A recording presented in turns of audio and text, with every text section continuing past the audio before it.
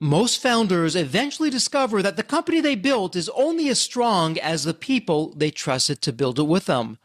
Ryan Hogan learned that lesson from both sides of the table. He's a Navy reservist, serial entrepreneur, and co-founder of Talent Harbor, a recruiting company built to challenge the traditional commission-driven headhunter model with embedded flat-fee recruiting for growth-focused businesses. Before Talent Harbor, Ryan helped build Hunt a Killer into a major consumer brand to nearly $50 million in revenue, recognition on the Inc. 5000, and Fast Company naming Hunt a Killer one of the world's most innovative companies. But Ryan's story is not just about scaling companies.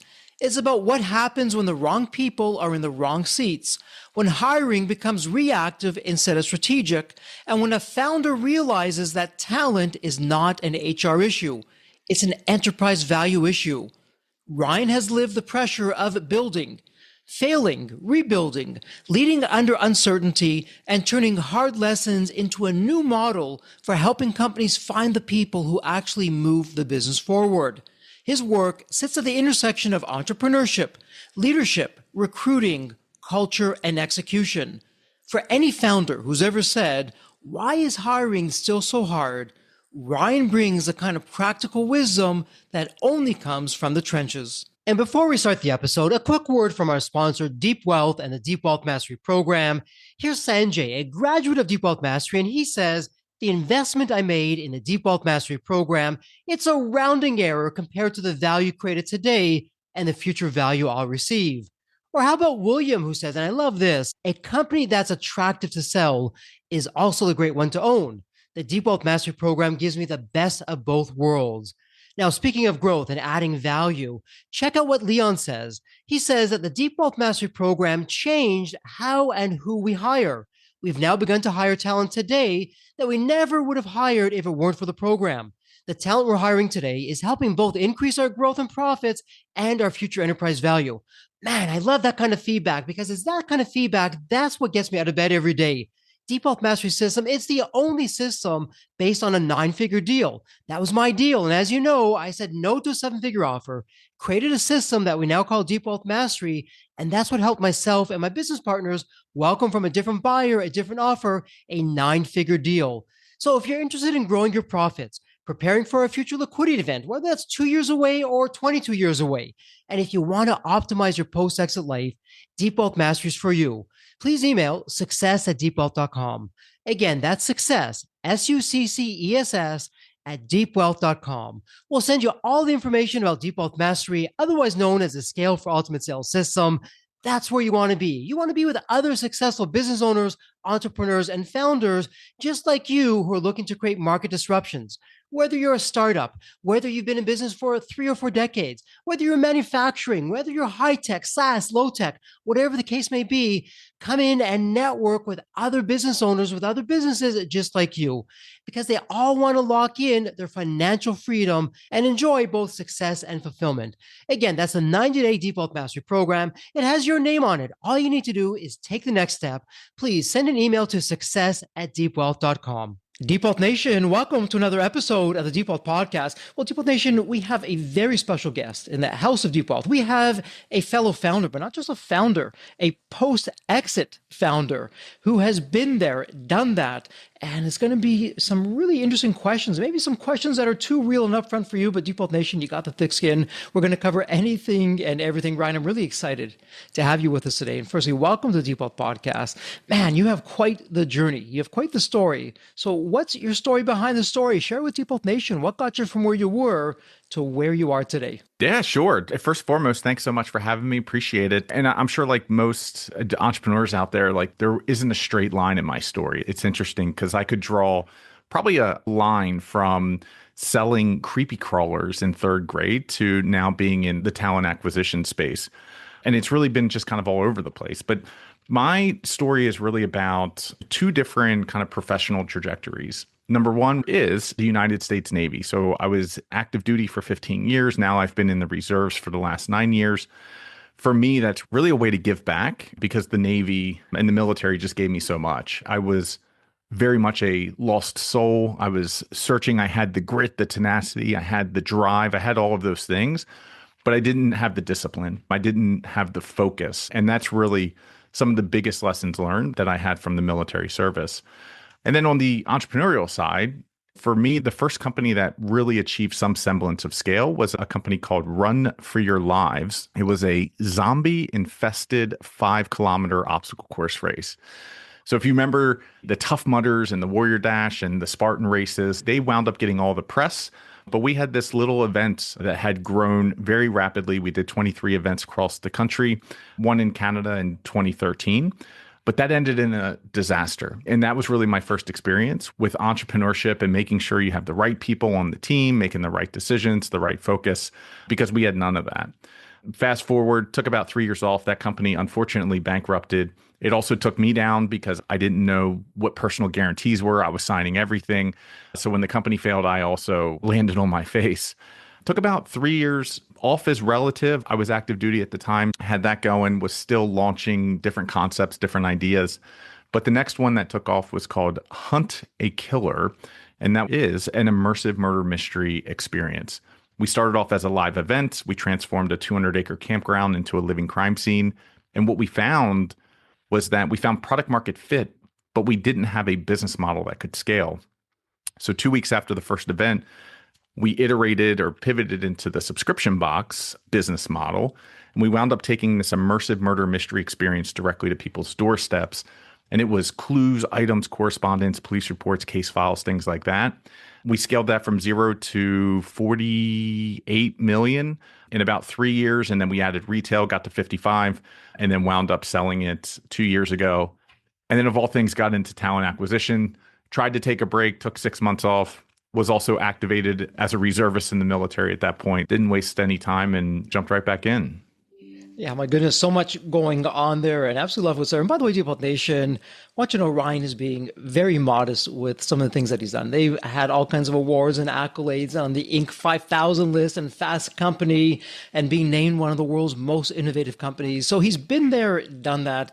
Before we talk the business side, let's go back to the Navy. And again, offline, I was sharing a big thank you on behalf of Deep Health Nation, the sacrifice and the service that you did for the country to allow us to do what we do when you were doing what you were doing. Not that this is a political podcast, it isn't. And we're going to say out of the geopolitics, lots of that's going on today. Talk to us, though, about life when you're in the Navy now as a Navy reservist, of what that meant for you, because it seems that politics is skewing what that's about, and these brave men and women that are defending our country and our values and our way of life and really making a difference out there, because it's not, unfortunately, not necessarily the nicest world out there once we leave our borders. So what was that like for you back then? Has it changed much? What's it like today as you look at it from today's landscape? Yeah, there's definitely been an evolution. When I joined in 2002, this was post 9/11 era. And you think back to the Vietnam era and soldiers that were being spit on, and there was this big rift between civilians and military personnel. When I joined, everybody was all about the military because of the events that had transpired. And that stuff has certainly evolved over the years. And the big thing with the military is we're apolitical, meaning what we do is we follow orders. We are an instrument. We are a tool in the tool belt for civilians. And that's really it. As things escalate and they come down, they go up, it's not even really our position to get involved. It's really just about serving each other, serving the country, and doing the things that need to get done. And for me, what needs to get done is we need to take care of our sailors, our soldiers, and that's why I stay in. When I joined back in 2002, I was lost. I got into trouble almost less than a year. I was an E1 twice. And so for anybody who's listening, that means I went to captain's mast, made E2, got knocked down to E1. And that's where things really started to change for me. And it's because people poured into me. People saw something at that point in my life that I didn't see. And something just clicked. And so one of the biggest reasons that I continue to serve today is to give that back. If I can have an impact in one junior sailor's lives, if I can inspire or change or help in any capacity, I feel like it's my duty to do because of the people that have done it for me. Yeah, it's something that's very deep and meaningful for me. And as you look back so that you can look forward, when you founded your company and you're coming off of now doing the service, how did your time in the Navy, did it affect how you started the company, ran the company, grew the company? Because you're successful. Even though the first one may have blown up and you learned some things along the way, show me one person that hasn't made a mistake. And I don't think that exists. So when you've got your success, and at least in my books, success is not an accident. It's very deliberate and it just doesn't happen. We don't wake up one day and, oh my goodness, look, I have a successful company. So what contributed to that success that you can look back to your time in the Navy and say, yeah, you know what? This ritual here, or that discipline there, or this experience over there, that really helped make a difference. What would you say to that? Yeah, there's two big things. And one was a byproduct of being in the military, and the other was more intentional that comes through training and things like that. So, number one, I think what every entrepreneur needs is resilience. There is not a successful entrepreneur out there that doesn't have high resilience. And how do you build resilience? You face adversity and you continue to go through. And every time you hit a wall, you get back up. Every time you get punched, you get back up. That's really entrepreneurship in a nutshell. And so I think for me, it was really about everybody looks at the military as like this perfect force, like flawless execution. And it's not that accidents don't happen and things like that. When people think about the military, they think about the best of the best. And the way that we become the best of the best is through training. And what is training? Training is an opportunity for us to fail. So what the military is actually doing before they ever go and actually execute a mission is they are failing. And they are failing day in and day out. They're making mistakes. And they're doing that in a controlled environment to be able to go down range and execute flawlessly. And so what's interesting is like the perception of the military as this almost perfect force in the execution, not necessarily perfect in things that are happening, but what that is a lot of failure leading up to that. And what that does is it builds resiliency, because if day in and day out you're training, you're learning, you're improving, that builds the resiliency. I think the resiliency was a direct result of the military. The byproduct, which only came to me recently, was just the idea or the circumstances of the military. When I started companies, I was always active duty. Every company that I've started, even Talent Harbor, I was activated on, as a reservist, I was on active duty orders when I launched Talent Harbor. Every company that I've started, I have been active duty. And what that does is it forces you to delegate. There is not enough time to do what you need to do to be successful in the military and to also micromanage a business. And so what the military did as a byproduct of being in is it forced me to delegate and almost become removed. Most founders have too much trouble holding on. And what I get coached on from my business coaches is this idea of abdication. They're like, hey, you've let go too much of these areas. You need to go pull them back. I would argue that that's how we've been able to scale as fast as we have in all of my companies, is because I get out of the way and let the right people make the right decisions. So much there to what you're saying, and so much that we can unpack. And you're absolutely right. For most founders, and I'm guilty as charged, I was the company was me. By the time I realized, hey, Jeffrey, it can't be like that anymore, I had paid a price emotionally, physically, mentally. By the time I put a leadership team in place, Ryan, we were already heading into market. And the team was in place. Amazing team, by the way, world-class team. I was dealing, though, with world-class buyers. They do this all day, every day. And they all pulled me aside and said, Jeffrey, we love your story, love your company, your team's amazing, but come on. What do you think? We're born yesterday. As good as they are, they've been in place for a little over a year. And as great as your company is, we're going to have to penalize you for that because they could, even though we had an auction and we had hundreds of companies that were all chomping at the bid. If we didn't have that, by the way, Ryan, it would have been a whole lot worse. But they were right in what they were saying. I got to own it. We don't really know what these guys can do under pressure. Sure, a year is fine, but we would love to see 3 years in the seat or 5 years in the seat to really get a test of what they and the company can do.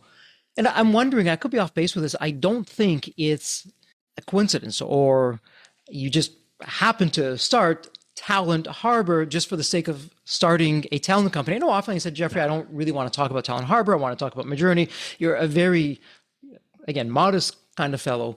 But let's talk about the talent side because I agree, and I've made this mistake myself. As I like to say, and we say here at Deep Wealth, when you go through Deep Wealth Mastery, either delegate, automate, or eliminate.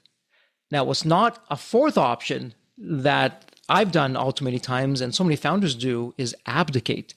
And that's where, hey, Ryan, nice to meet you. Here's the area. Here are the goals. Good luck with it. I'll check in with you this time next year. Let me know how it goes. Yeah. And that's probably just as worse as being a micromanager because you have the two extremes. So let's talk about talent firstly before we go into Talent Harbor and what's there, even though you don't want to talk about that. Being in the Navy and then scaling incredibly quickly these companies while you're active duty.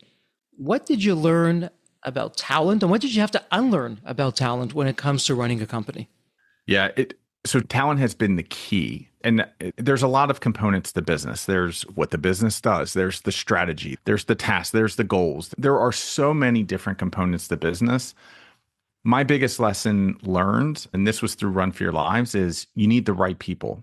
If you have the right people on the bus, and there's a great book, Good to Great, and this is where I first explored this entire concept, but it's like you get the right people on the bus, you get the wrong people off the bus. If you have the right people on the bus, everything else takes care of itself.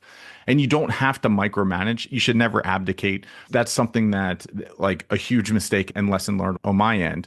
But there's a way to look at the right things, whether that is metrics or tasks or whatever it may be. You can look at that stuff on some sort of frequency, a weekly, a quarterly, an annual basis, and understand what the performance is. But if you have the right people, then everything else is taking care of itself. If you have the right people, then from a strategy standpoint, we actually just had this lesson learned at Talent Harbor where we've been solving all the big problems and we've started to hire because we're growing at Talent Harbor. And we're like, wait a minute, like we didn't even have to solve, we used to solve 100 problems and now we're solving 60 problems. And they're being solved because we have the right people with the right expertise. Number one, they're being solved at a more elite level because these people are more experienced in their competencies or in their domains than we are. And they're happening without our intervention. And so the biggest epiphany was like, it's all about talent. The problem that I think most companies have is that finding and vetting talent is the hardest thing an organization can do.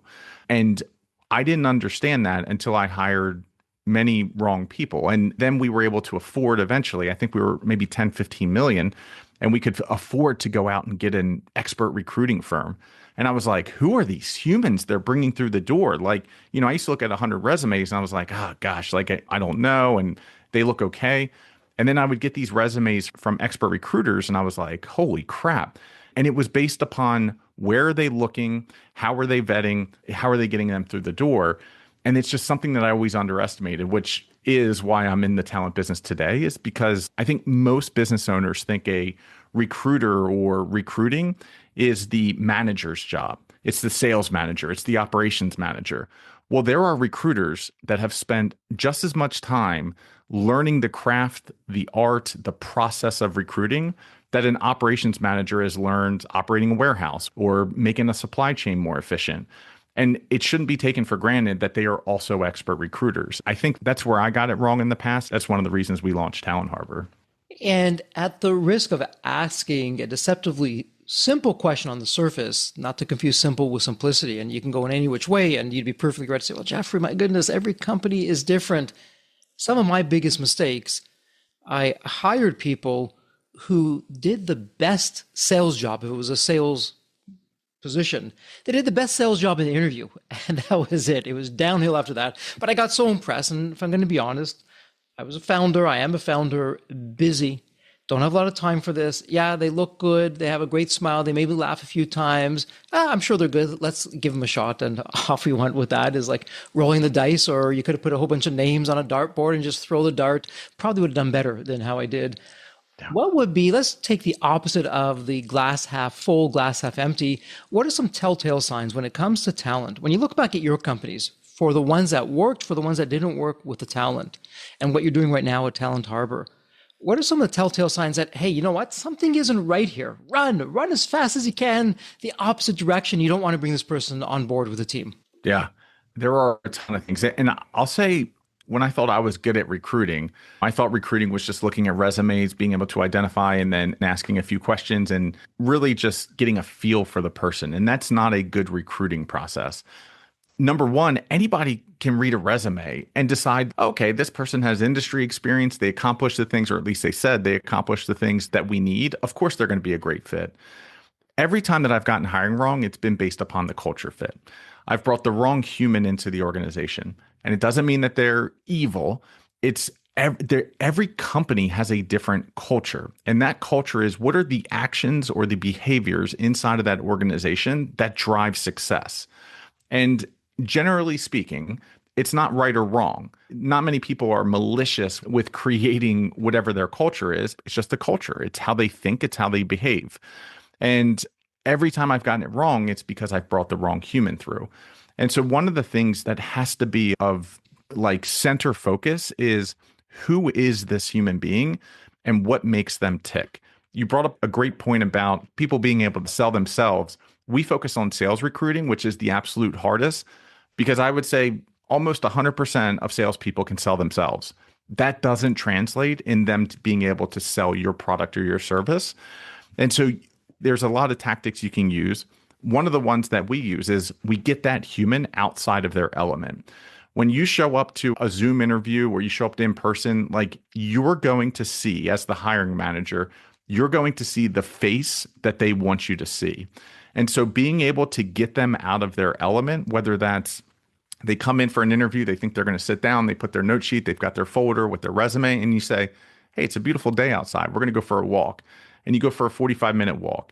Being able to get them outside of their element so that the mask comes down and you're really connecting at a deeper level is incredibly important.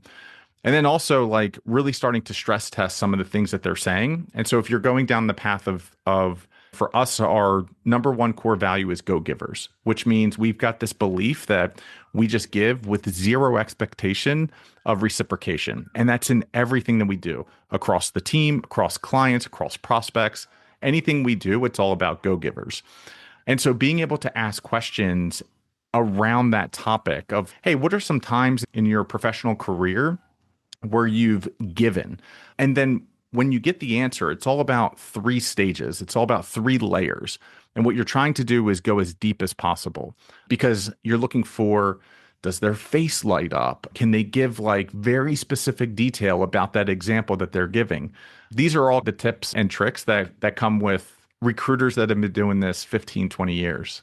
Yeah, my goodness, there's so much there. It's really part art, part science, as we're looking for certain things. And I would imagine today in the offsite, in the virtual world, is even that much more difficult. And we've heard these horror stories of these companies hiring these people. It wasn't even the people that they were hiring. It was a fake picture and a fake resume. And now you add artificial intelligence into the mix. My goodness, that's a whole other topic, a whole episode in and of itself. Let me ask you this, though, and we'll go back to your company experience and also what you're doing at Talent Harbor. When it comes to some of the things that I should be looking for that I'm probably not doing as a founder, Ryan, is a good old Pareto's law. It's a fancy law. It's the 80-20 principle. Yeah, Jeffrey, you know what? 80% of your hiring mistakes, where you're failing, are coming from 20% of these areas over here. Yeah. So Ryan, are there some patterns? What are these areas over here? The 20% that most founders are making the same mistakes that are creating, and it may not be 80-20, it could be 90-10, 95-5. We'll go with 80-20 for now. Yeah, Jeffrey, 80% of the mistakes are coming from these 1, 2, or 3. That comprises 20% of these issues that we're just not getting it right as founders when we're hiring. This one's a bit controversial because people don't want to hear this. 80% of the mistakes are coming from their gut. And what I mean by that is when they sit across from somebody, when I sit across from somebody, we're looking for the way that somebody makes us feel. Does this person make me feel good? Is there chemistry here? And what that does is it reinforces the gut that this person's it. And you'll start to overlook everything else. If this person makes you feel a certain way and your gut's, I need to hire this person, when you see some red flags or you ask some questions, you'll convince yourself you'll justify why that might be true. And what's interesting here is, like, when a mistake like that is made, generally it ends in some sort of separation. And what I have found over the years is that at a point of separation, all of your gut is now, or the red flags that you saw that you justified are all confirmed based upon that moment. If someone is professional and they get up and, hey, I know this wasn't working out. You were giving me great feedback. I just couldn't meet those expectations. Great. People that get up, start throwing stuff, cussing, go on Glassdoor and start writing stuff. You're like, every time that's happened to me, I'm like, I saw that on day one, but they made me feel a certain way. I went with my gut and I justified some of those red flags that I was seeing in the moment. Yeah, it's a good old gut. And hey, I'm all about intuition and things like that. At the same time, I know the human condition, we're wired that we want to trust. We want to take things at face value. And it reminds me, Ronald Reagan, sure, trust, but also verify. Yeah. And being busy or not really knowing what to look for, it doesn't always work out, or we just have our own narrative. We want it to work out. I'll remember this one particular hiring. I'll never forget, I was speaking to the reference. And, we all know when you get a reference, of course, they're going to be saying good things. It's the reference you want to speak to that you're not being provided. But I went along with the game plan. And I found it odd or peculiar the way this particular reference was talking about things, very slow, very deliberate, was asking me questions to make sure that they understood exactly what I was being asked. It was just a weird kind of conversation. Anyways, it was the absolute wrong hire. And looking back, I said, yeah, all the red flags were there. And I should have known with the reference, they were too careful in what they're saying. And they were emphasizing and re-emphasizing things that in a normal conversation, you just wouldn't hear. But I didn't want to hear it. I didn't want to see it. I already made up my mind I was going to hire this person, and I was cherry picking what I wanted to see. So take us behind the scenes for just a moment now in terms of some of the magic with what you're doing at Talent Harbor. There's so many choices out there today. Why Talent Harbor? By the way, I love Harbor and the tie back into the Navy theme with you, but what's going on at Talent Harbor that's different that, hey, Jeffrey, as a founder or even as an established company, you got a gazillion people, Talent Harbor, we're different. Here's why you want to be speaking with us. What's going on there? Yeah, I think first and foremost, what I found about the recruiting industry, there's a significant lack of trust and transparency. And there's this correlation between the recruiting industry and the used car sales industry.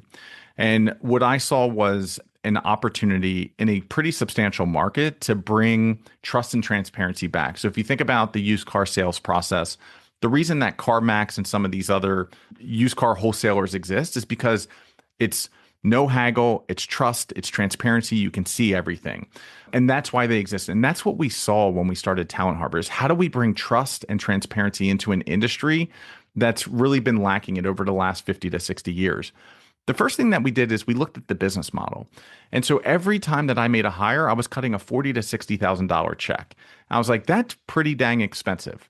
And what we found is that the business model, this whole quote unquote contingent business model, makes a sales cycle that doesn't stop until the client hires.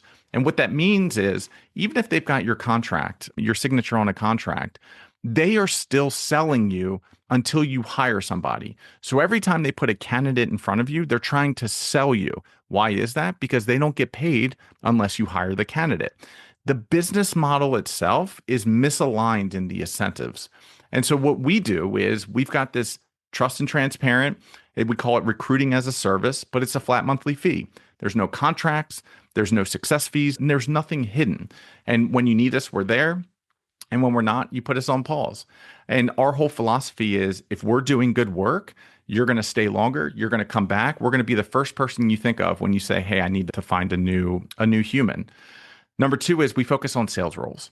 And so we were talking a little bit earlier about sales roles, but sales roles are the hardest to hire for. Like everybody brings a certain face to an interview. Salespeople can sell themselves. And so being able to hunt salespeople, which is this idea of the best salespeople are generally hired and not hanging around job boards. So we've got to go find them. And then we've got to run our own sales process to convince them that your opportunity is better than the one that they're currently in. And that's a big way that we stand out is we are actively going after passive candidates that aren't necessarily on the job market. And then we've got a 60-day guarantee. So there's a lot of things that we do different, process, business model, but ultimately it's about making expert recruiting accessible for small, medium-sized businesses. And an unfair question, I'll ask it anyways. Let's go back to your successes with your own companies. Generally speaking, not, well, yeah, Jeffrey, in the sales role, it was this or that, or in the operations. Generally speaking, when you look back, well, the company was successful. I had this terrific team. Okay. What does terrific team mean? So, in terms of the talent that was on that team, what were some of the attributes that looking back made a difference for you? Or I can even frame it in a different way. If you didn't have those people with those attributes, we probably wouldn't be talking today. It would not have been a success. It would have gone in the other direction. So what's really worked for you from a talent side of things?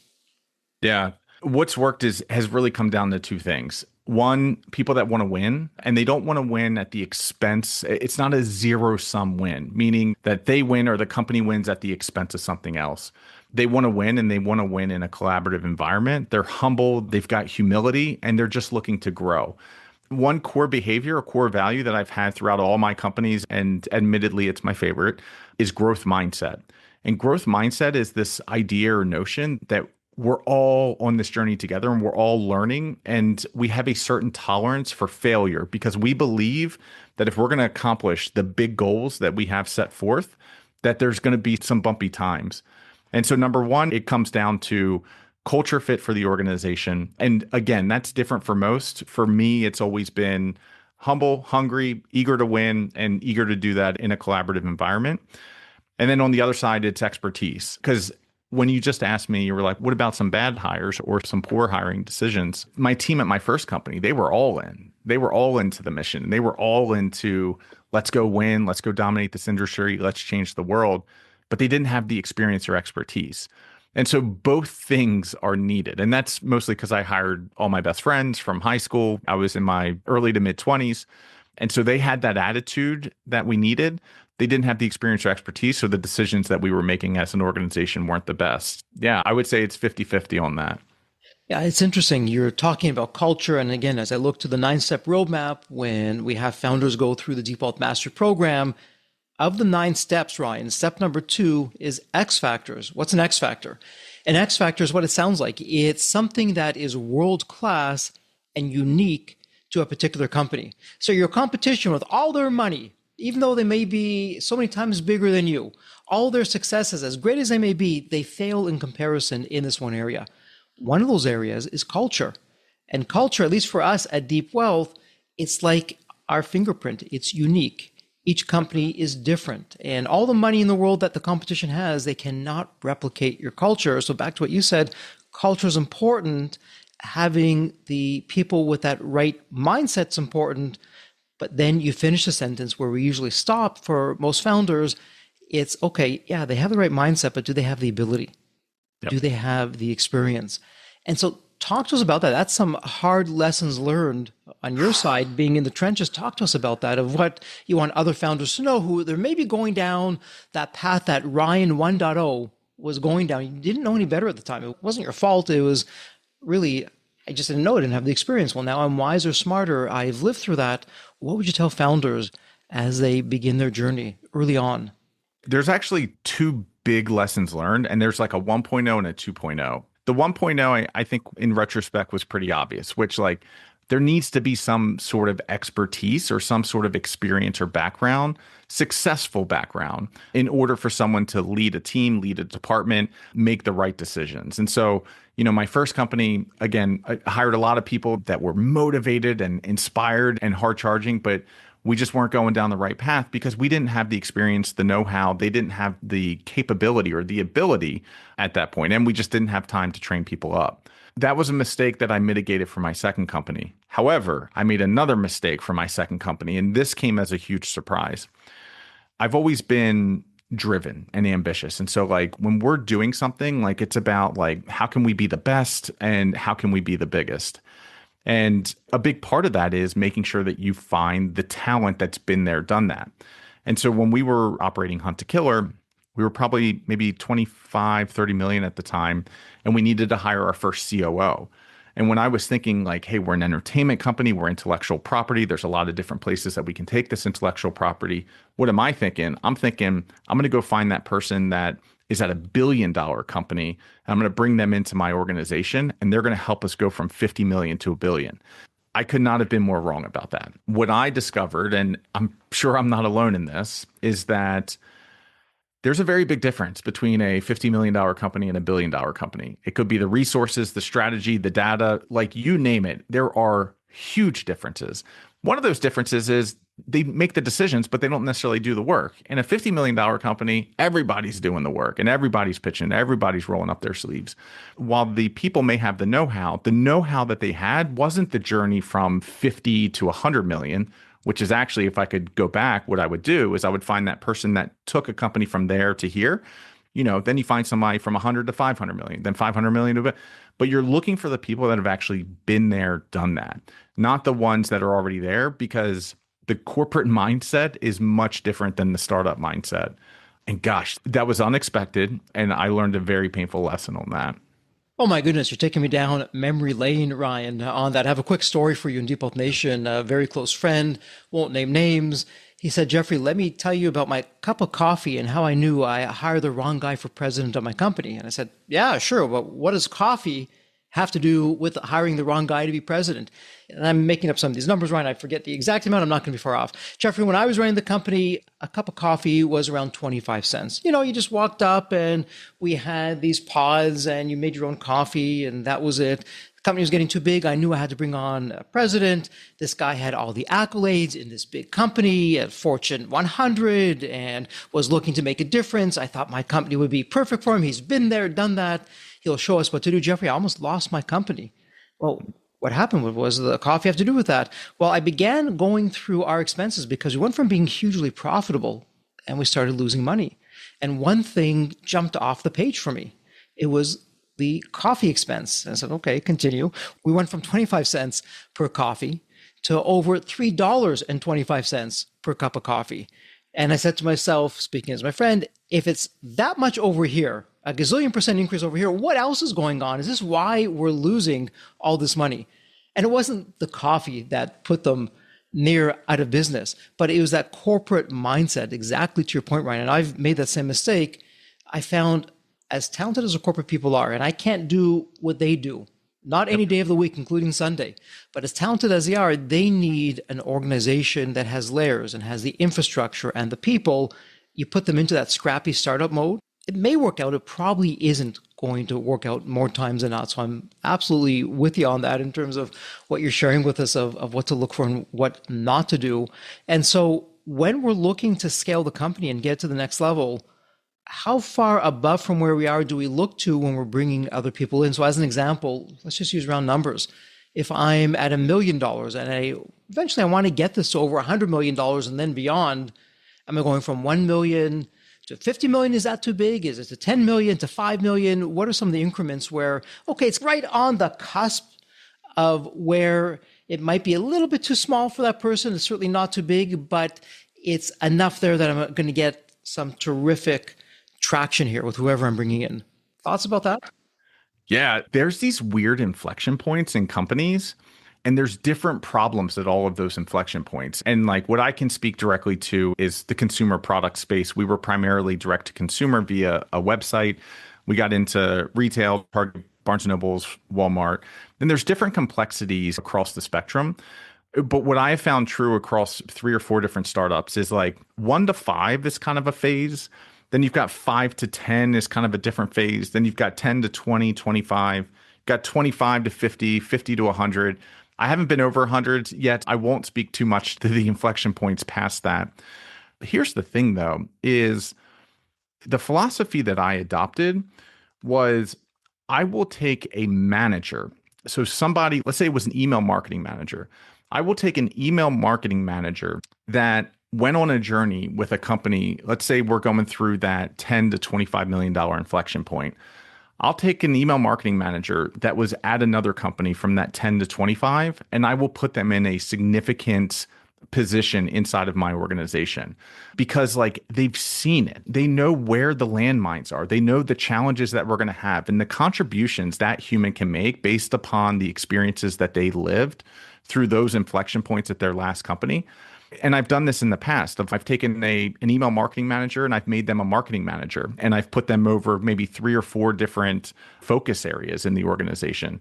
I've taken a marketing manager and made them a senior. Actually, no, we made them a director. So I took a marketing manager that went from 25 to 50 and I made them a director of marketing at Hunt a Killer. So like, the one thing I don't want to get lost in here is just because they went through that journey doesn't mean you need their chief operating officer that went through that journey, because everybody experienced it on that small team.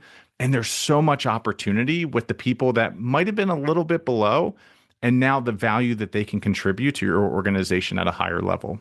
And it's an unfair question as you're talking about this. I'm going to ask it anyways. It's that push and pull of, okay, do I hire from within? So do I take someone who's maybe a number 2 or a number 3 and now put them into the number 1 position? And I have the advantage. They know the culture. I know them. They have the track record.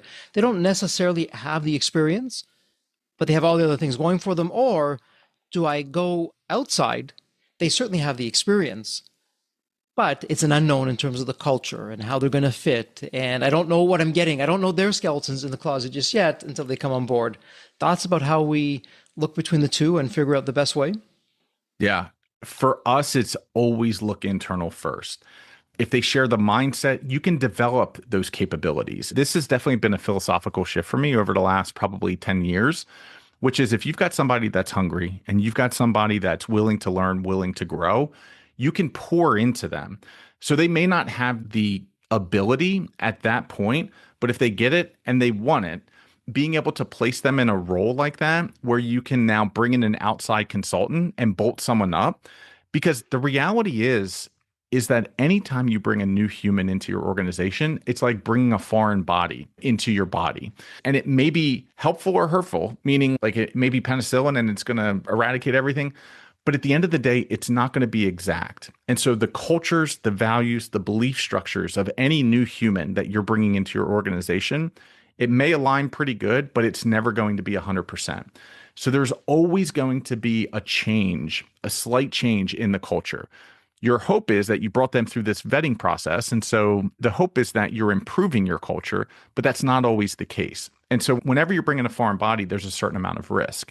So what we tell even our clients is like, hey, before you bring us on, see if there's anybody inside the organization you can promote and then build them up.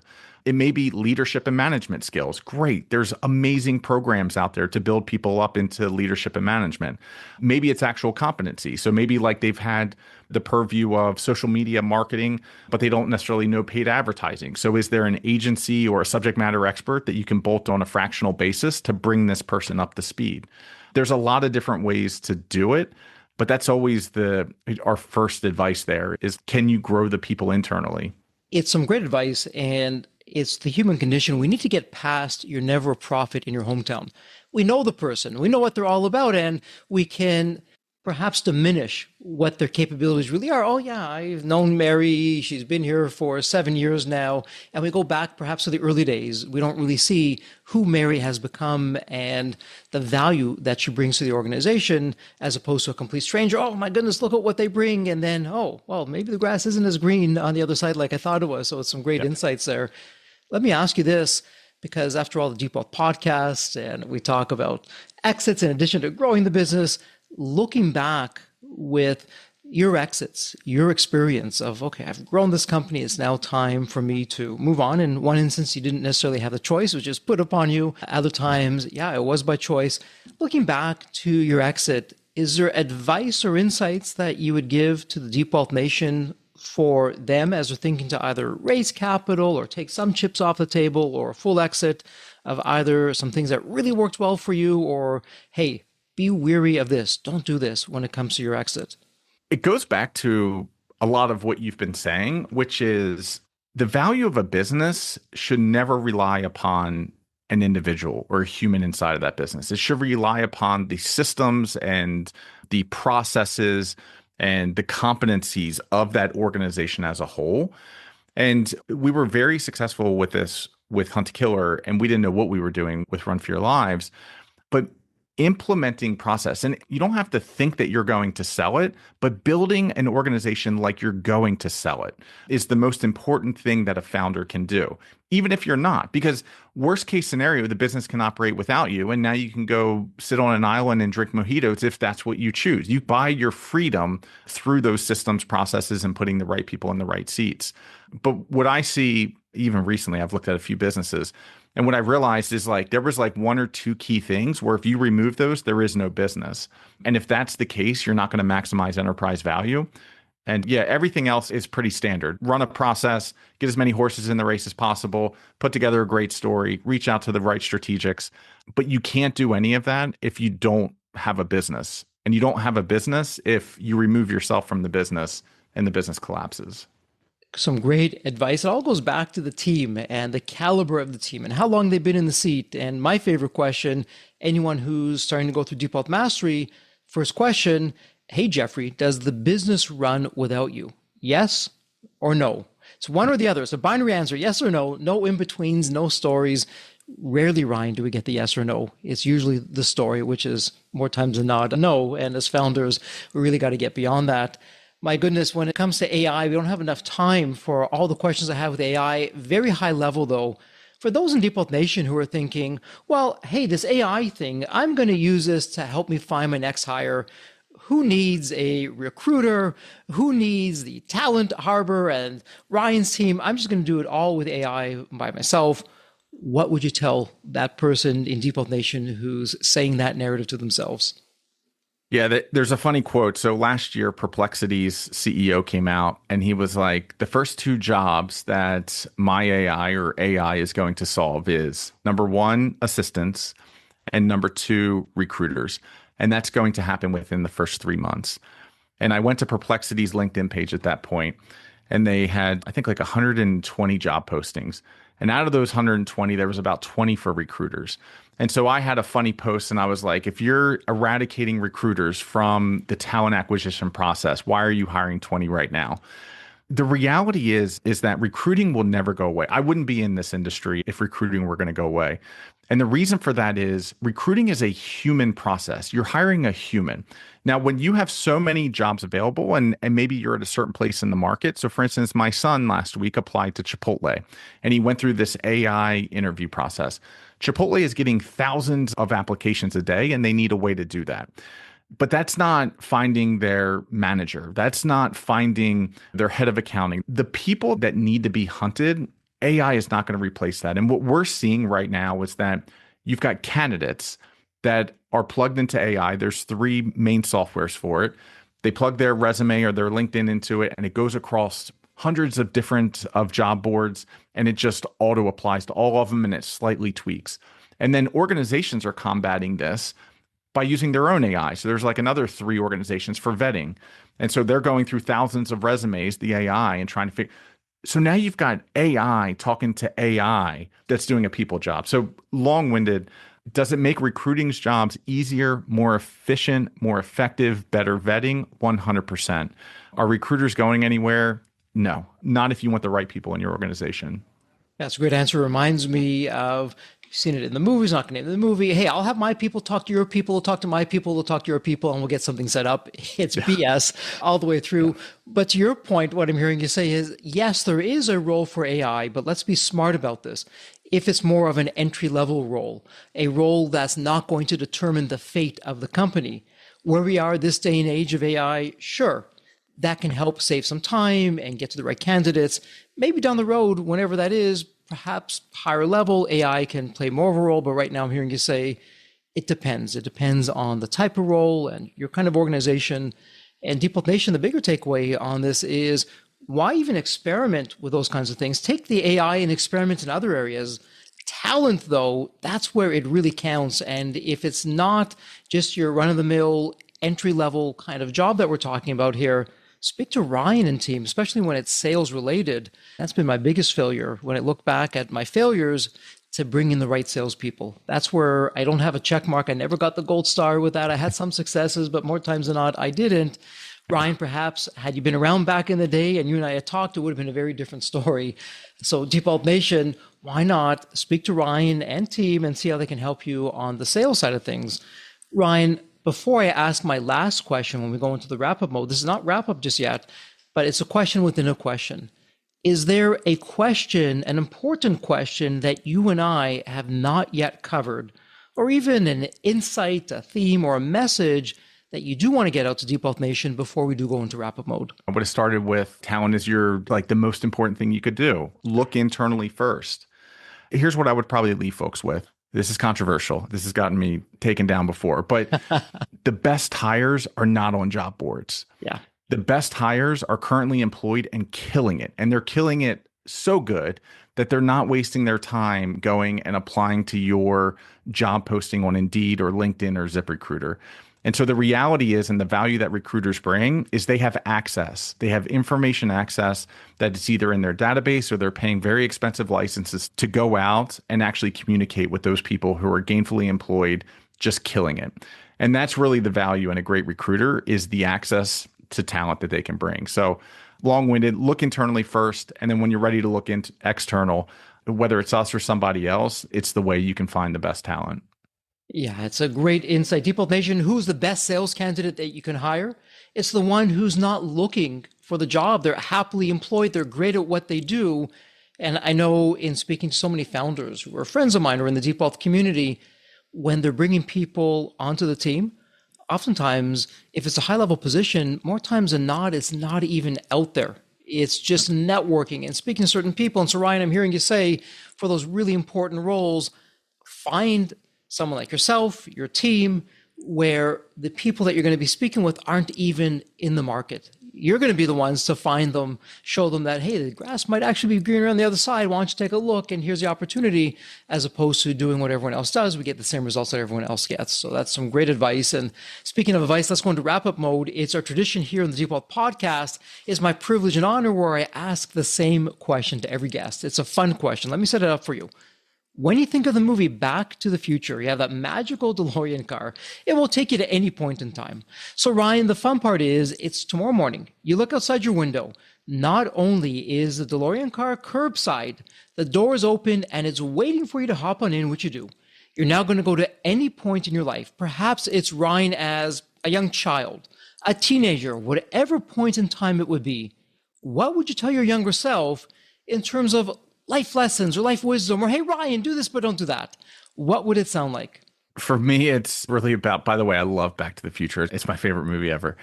And for me, it's just reinforcing not to give up. The whole idea of knowing the path, things change so much. There's this whole thing of like, oh, if I could, not me personally, but people are like, gosh, if I could have just went back and started Microsoft before Bill Gates, or if I could have just done this. I hear people talk about like, if I could have just started Amazon. There were thousands of Amazons, and there's only one Amazon today, the whole .com era.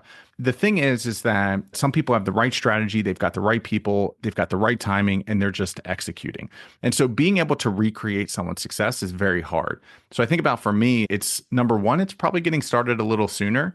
Like I was always experimenting or exploring, but I wasn't really taking entrepreneurship seriously. And I think if I would have started earlier and had those painful lessons learned a little bit earlier, I would be in a different place. And then two, just a reminder that you're going to fail. And like the only difference between success and failure is the resilience, keep moving forward. And it's the journey. It's not about $1 billion or the jet or this or that. It's about having fun on the journey and leaving a legacy. Absolutely love that. Never give up. Don't give up. Have fun along the way. Enjoy the journey. Some of the most popular themes here on the Deep Wealth podcast. And Ryan, let me ask you this. Someone in Deep Wealth Nation, they want to speak to you, founder to founder. They have a question, maybe even as Talent Harbor. Hey, Ryan, here's what we're doing. How can you and the Talent Harbor team help us? Where's the best place online to reach you? Yeah, best place. Find me on LinkedIn. I'm always in there. I'm always posting, sometimes getting into trouble posting, but find me on LinkedIn. It's just Ryan Hogan. It's got this weird mustache. It says we run on EOS. And I think it's /Ryan E. Hogan if you're looking for the direct site. But I'm always on there. And I just love talking to folks and hearing about their journeys and brainstorming. So it doesn't have to be talent related. Doesn't have to be Talent Harbor. Reach out and let's just have a great conversation. Deep Wealth Nation, great news for you. It doesn't get any easier. It's a point and click. Go to the show notes. It's all there for you. And Ryan, that said, congratulations. It's official. This is a wrap. As we love to say here at Deep Wealth, may you continue to thrive and prosper while you remain healthy and safe. Thank you so much. Thanks for having me, Jeffrey. So there you have it, Deep Wealth Nation. What did you think? So with all that said, and as we wrap it up, I have another question for you. Actually, it's more of a personal favor. Did you find this episode helpful? Have you found other episodes of the Deep Wealth Podcast empowering and a game changer for your journey? And if you said yes, and I really hope you did, I have a small but really meaningful way that you can actually help us out and keep these episodes coming to you. Are you ready for it? The dramatic pause. I'll just wait a moment. Drum roll, please. Subscribe.